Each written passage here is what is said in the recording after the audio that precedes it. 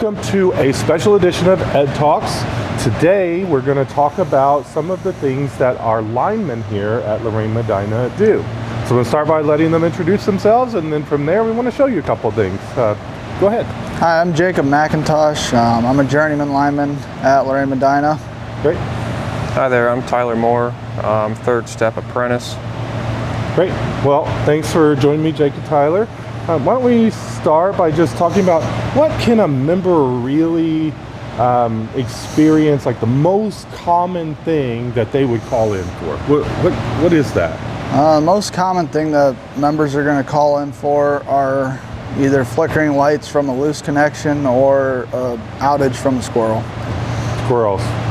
I used to see this poster that said America's Most Wanted, and it was a squirrel from the electric industry. Yep. So when we get squirrels going across the line, we often have people call in and say, oh, the transformer exploded. Yep. But really, that's not what happened, right? No. So what really happened, Jake? So really what happens is that the squirrel ends up going face to ground, which is the top of the transformer to the bottom of the cutout.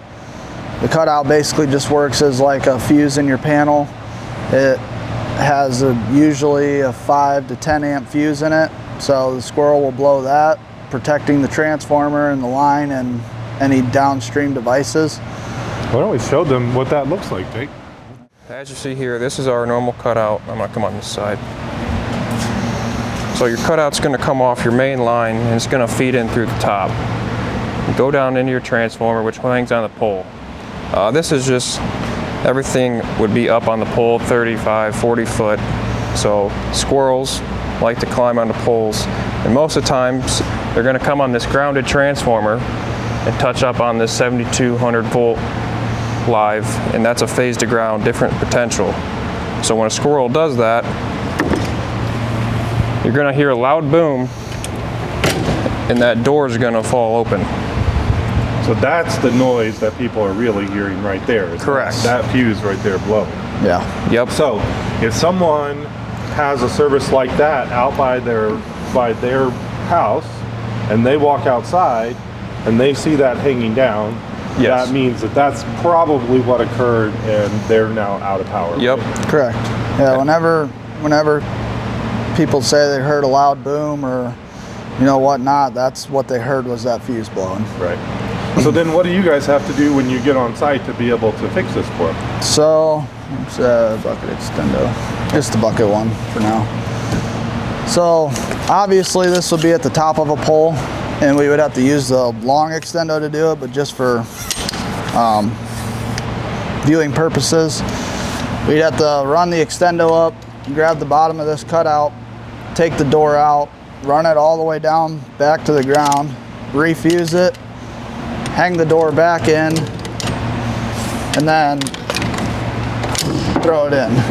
And that would re-energize your transformer. So you have to take in, let's say, winter, snow, ice, rain, wind, 35 or 40 feet in the air, hit this tiny little hole with this little thing, and pull that back down to you to be able to refuse that? That's correct. Yeah.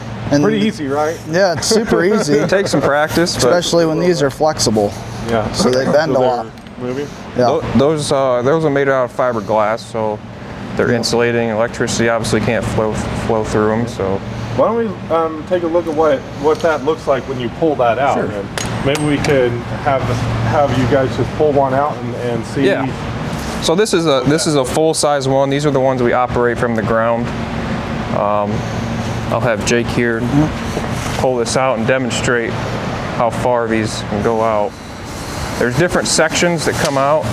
As you can see, on the ground, and then locks. you just have to pick it all up and redo it all. You've got to be able to do that in the wind and get that in that little eye to be able to then get this cutout and this fuse back down again. That is correct. Yep. All right. So as you get that back together, let's talk about safety here. Now, a lot of people don't realize that the repairs we do, you guys come on back, the repairs we do are done live a lot of times, right?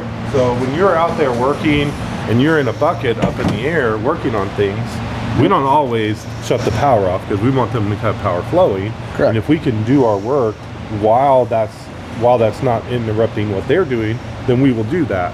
But how do you do that and keep you guys safe, Jake? What do you do?